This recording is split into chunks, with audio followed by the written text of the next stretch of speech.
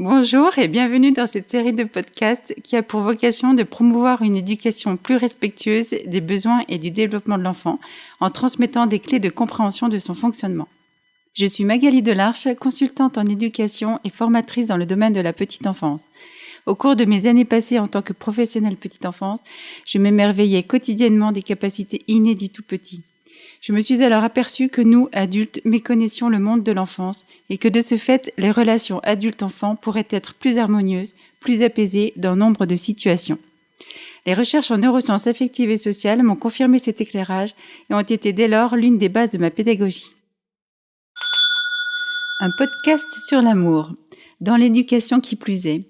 Quelle drôle d'idée, me direz-vous. Tout le monde sait aimer, surtout lorsqu'il s'agit de nos enfants. Et si l'amour véritable ne nous était pas si familier? Et s'il nous fallait l'épurer, changer de regard, et nous le réapproprier après les prismes de notre éducation, nos diverses expériences dans notre environnement? Pourquoi? Parce que notre enfant va venir réveiller notre être véritable, parce qu'il va pointer nos blessures, nos manques, nos croyances aussi. Quand cette question est posée aux enfants, qu'est-ce que l'amour? Leurs réponses nous attendrissent ou nous amusent. Mais nous sommes-nous déjà posé cette question essentielle? C'est quoi l'amour pour nous? Non, à quoi bon? On sait ce que c'est. Diriez-vous que vous aimez vos enfants inconditionnellement, quoi qu'ils fassent, quel que soit le chemin qu'ils choisissent? Aimez-vous et acceptez-vous votre partenaire de vie dans tout son être, quelles que soient ses qualités à améliorer? Et vous aimez-vous vous-même dans tout ce que vous êtes? Je ne parle pas ici d'égoïsme, de narcissisme, mais bien d'amour. S'aimer soi-même pour être en capacité d'accueillir l'autre dans ce qu'il est, c'est de l'égoïsme altruiste. S'aimer et prendre véritablement soin de soi pour nourrir les liens et les relations de manière respectueuse et bienveillante dans une totale ouverture de cœur. En fait, pour la grande majorité d'entre nous, ce que nous pensons être de l'amour, ou ce que nous désignons comme tel, n'est rien d'autre qu'un système de défense ou de protection à soi, inconscient, qui nous permet de nous galvaniser, de réparer notre estime de soi abîmée, d'augmenter notre confiance en soi en se sentant utile à l'autre, aux autres. Lourd héritage de notre éducation. Il ne s'agit pourtant pas ici de faire le procès de nos parents qui ont fait de leur mieux avec tout leur cœur et l'éducation qu'ils avaient eux-mêmes reçue. Au fond, nous avons oublié que l'amour, c'est une vibration haute qui nous compose, c'est l'énergie naturelle du cœur, c'est notre nature première, c'est la vie par excellence. Dans cette énergie d'amour, il n'y a pas d'attente, pas de modélisation de l'autre en fonction de ce qu'on souhaite. Il ne s'agit pas davantage d'un amour possessif. Nos enfants ne nous appartiennent pas. L'enfant a un besoin viscéral d'amour pour grandir, de cette énergie d'amour inconditionnel. L'amour, ça fait grandir plus que la soupe, nous dit Eliot s'étant. Dans le cadre de l'éducation, l'amour n'est pas une récompense, explique Isabelle Filiosa, psychothérapeute. C'est du carburant. L'amour sous condition est trompeur pour l'enfant. Or, nous l'induisons indirectement avec des phrases du style « Ce serait gentil de m'aider à préparer le repas. Je ne suis pas contente de la note que tu as eue à ton contrôle. Je veux que tu travailles bien à l'école.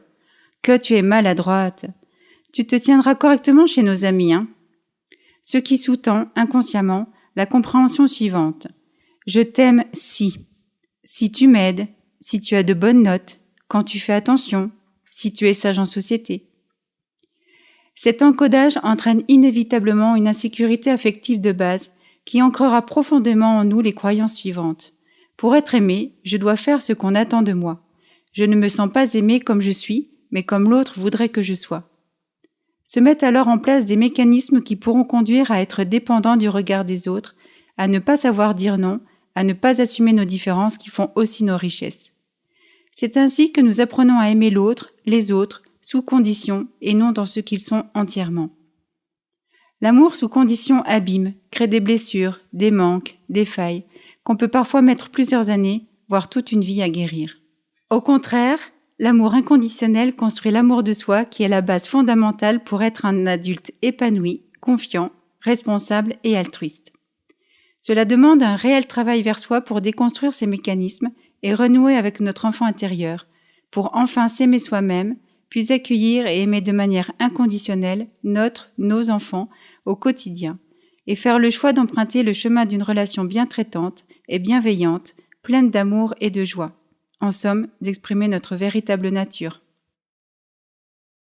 Parce que c'est l'enfance qui construit l'être humain, pensons autrement pour faire autrement et créons ensemble une société de demain bienveillante, plus respectueuse de soi, des autres et de la nature.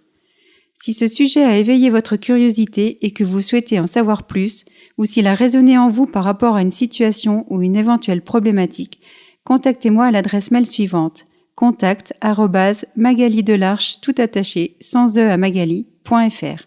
Je serai ravie de vous apporter mon aide et de répondre à vos questions. En attendant, n'hésitez pas à partager et à me laisser vos commentaires.